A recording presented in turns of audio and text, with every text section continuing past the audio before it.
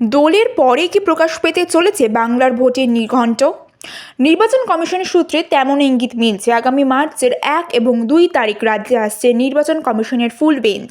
রাজ্য মুখ্য নির্বাচনী আধিকারিকের সঙ্গে বৈঠকের পরই বাংলার নির্বাচনে চূড়ান্ত সিদ্ধান্ত হবে।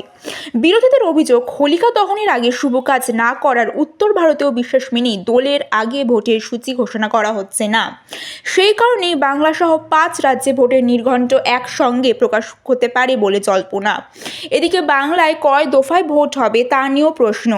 রাজ্য প্রশাসনের দাবি, কেন্দ্রীয় বাহিনী মিললেও এক দফাতেই ভোট করাতে তারা প্রস্তুত।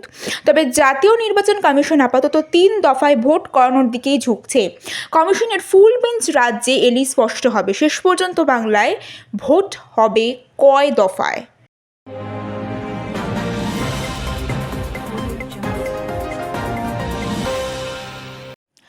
বাবরি মসজিদ কোনো জন্মেই আর পুনর্নির্মিত হবে না, বারাবাঁকির জনসভা থেকে ফের করা হুঁশিয়ারি দিলেন উত্তরপ্রদেশের মুখ্যমন্ত্রী যোগী আদিত্যনাথ। অযোধ্যা ইস্যুতে বিজেপির প্রতিশ্রুতির কথা তুলে ধরে যোগীর দাবি, ঐতিহাসিক রায় চূড়ান্ত, তাতে কোনো দিনই বদল হবে না। সনাতন ধর্ম এবং ভারতের ঐতিহ্য নিয়ে সরব হয়ে যোগী বলেন, গেরুয়া পতাকা দেশের গর্বের প্রতীক এবং রাম মন্দির সেই বিশ্বাসেরই প্রকাশ। একই সঙ্গে তার অভিযোগ, কিছু মানুষ সংকটের সময় ভগবান রামকে স্মরণ করলেও পরে তাকে ভুলে যায়। আইন শৃঙ্খলা নিয়েও কড়া বার্তা দেন মুখ্যমন্ত্রী।